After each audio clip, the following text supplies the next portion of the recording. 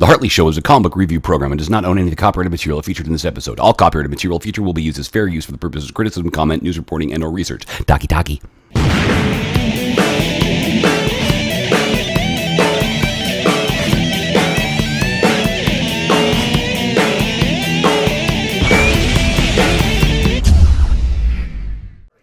So we're going to start off talking about Infinity right now. It's Marvel's, well, not really big crossover. It's their big crossover, but it's not their huge crossover. And I make this mini distinction because they're not crossing over to every single book in the Marvel Universe as classically they would do. Infinity has been confined mainly, the main story, to 3 books. The main book, Infinity. Of course, the main Avengers book.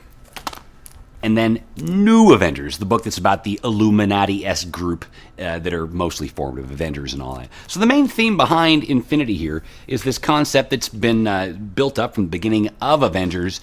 You've got this cosmic group of beings, the Builders, that are known for basically more or less colonizing and moving the progression of the entire universe along, and now they decided they're going to wipe everything out. And while the Avengers go on to deal with these guys, Thanos realizes that the Earth is open and ripe for the plucking, so he comes to Earth to basically beat the snot out of everybody and take advantage of the Earth being defenseless and all that stuff.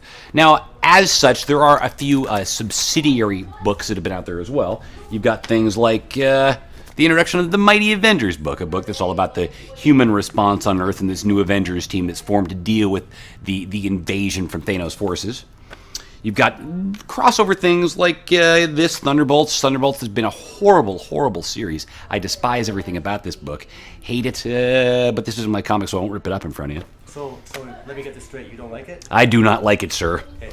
And then you've got one of these mini-series, Infinity the Hunt, that's all about all of these schools around the Earth that it turns out have these neat little competitions. Bad Guy School, like in Latveria. You've got the Atlantean School, and of course the X-Men School, and there's a British school as well. And they're all engaging in some sort of friendly competition. When the invasion happens, they have to team together and band together to save themselves. And this has been a lot of fun, actually.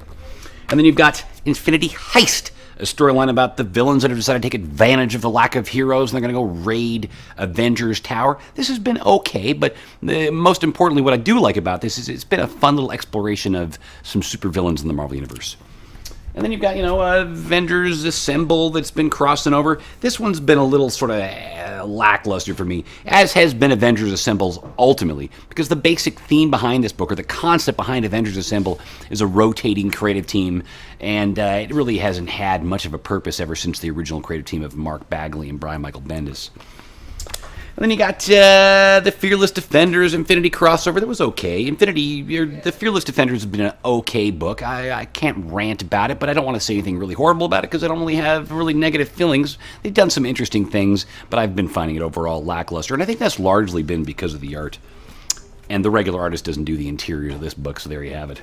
So one of the neat things that Infinity sports every issue, I've expressed in the past, one of the coolest things that Jonathan Hickman does is he engages in a long-form storytelling. He sets things up, and it takes him a long while to play them out, which I really quite enjoy. He also has this distinctive style. He always does these dressed chapter covers, white page with the title of the chapter, or the chapter. And then he does this classic, there's another one of those guys, this classic thing where I'll get there, where are you? The main title page, cool things like that. And of course he has the cast listed in its entirety here, which is something I find really fun. But what's been really unique about this series, and has added to my enjoyment of it quite a bit, is he also has a reading flowchart every issue, which highlights the issue you're on, and of course tells you which direction to continue on reading the story. 10:30. Go! Superior Spider-Man, solid, return to knockout. Forever Evil, Arkham Moore, solid again. Scott Eaton, like this guy. Superman Action Comics 0 year, fantastic. Walking Dead, always great. Forever Evil Suicide Squad, OMAC, man, it's fun. Constantine, solid with kind of crappy art. Amazing Spider-Man's Return to Nightcrawler, man. Thunder Agents, great new take on Thunder Agents. Katana, pure super drivel. Superman Wonder Woman, surprisingly good. Suck it, guy who's gonna punch me. So, of course, with every Marvel comic you buy that's over $3.99, you get this little tab you can peel off and you get a free digital copy of that comic with it. And with this series, Infinity, 2 of the issues, number 1 and 3, I believe, also come with this free Infinity comic that's an add-on. Now, this is just as cool as it can be a little bit of a pain in the ass, and I'll explain why right now. It's free, but if you don't know it's free, you can end up easily buying the second chapter of it not knowing you already have it. So the comic is called Infinity Against the Tide, and it's a story about the Silver Surfer and how he's dealing with these alien conquerors going around the universe and is trying to help these races that are being wiped out. Now, the first part comes free with issue number 1 of Infinity, and the second part comes free with issue number 3 of Infinity.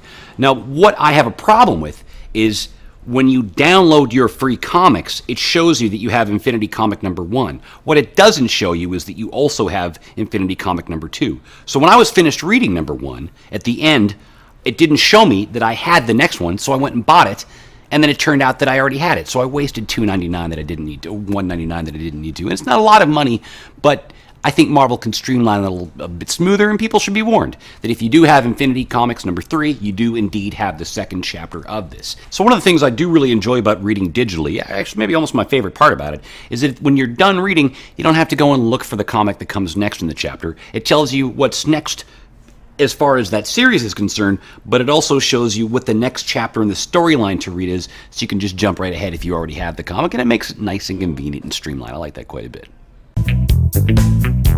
So one of the things about Infinity that is important to note is that it has been a little inconsistent as far as art teams are concerned. The first artist on Infinity is not the artist that follows through the entire Infinity series, and you're finding this is a regular thing that Marvel is doing nowadays. I suspect they're doing it largely so the book comes out on time, and I do like that, but I do also find it a little jarring. Now, having said that, although it can be a little jarring, at least they're picking good artists, and they're giving them plenty of time to finish the book. Now, that doesn't hold through for the regular books. The ongoing books. New Avengers has just had art by Mike Deodato that's been fantastic. And then you've got over in Avengers, the regular book, Neil Francis Yu has been doing the art, which hasn't been his best stuff, but it's been solid stuff, and I have really been enjoying Infinity. Greeting meat bags, it's time for viewer mail. First up, we got Peter P, who says, "Hey Hartley, hope you can help me out. Why does the Hulk have pants on when he changes? It's stupid, and it drives me crazy. I guess if people couldn't handle Dr. Manhattan's larger-than-life big blue penis, then it's safe to say the gigantic green machine don't stand a chance." Peter P, it's a weird question. I don't really know how to respond to you. You asked me, why does the Hulk have pants on when he changes? It's because he has them on because he doesn't walk around naked all the time. Why wouldn't he have them on? Really? You wear pants, right? Oh, I shouldn't go assuming things. Next up, we have Malcolm M, who asks, "Hello, Hartley Show. What, in your opinion, has been the best death of a character in comics to date? I'll take it one step further. What has been the worst comeback of a character after death?" Malcolm. Well, good question, Malcolm. My personal favorite death was the death of Captain Marvel, written and drawn by Jim Starlin. It was really the first seminal death of a character. It was handled brilliantly, and he just died of cancer on a bed. It wasn't some big dumb fight. The worst comeback, in my opinion, was Captain America's comeback. He died at the end of Civil War. He was shot by some sniper, crossbones. It was fantastic. And when he came back, it was just an asinine, overly complicated reason. I don't even really know how he came back. It was some sort of time-traveling bullet or some crap. It was dumb. I'm glad he's back, but they should have come up with a better explanation for it.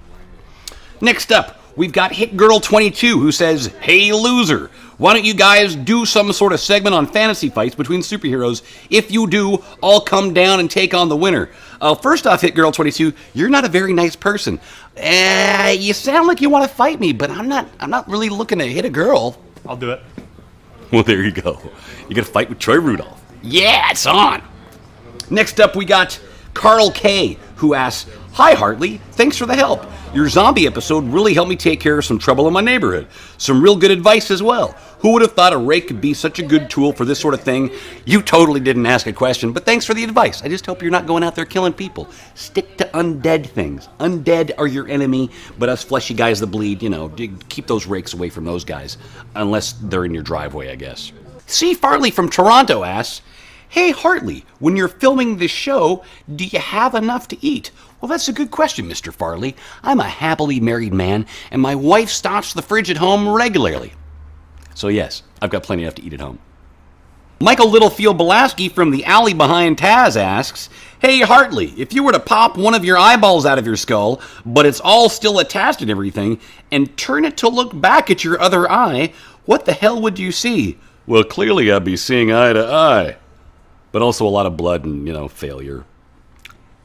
So there you have it, viewer mail. Please contact us with your questions, comments, things like that, down here somewhere. Hey. So there you have it, Marvel Infinity. As always, thanks for watching. A big thanks to Taz for letting us film here. And be sure to check out our website that goes live soon. The address is right here. See you next time.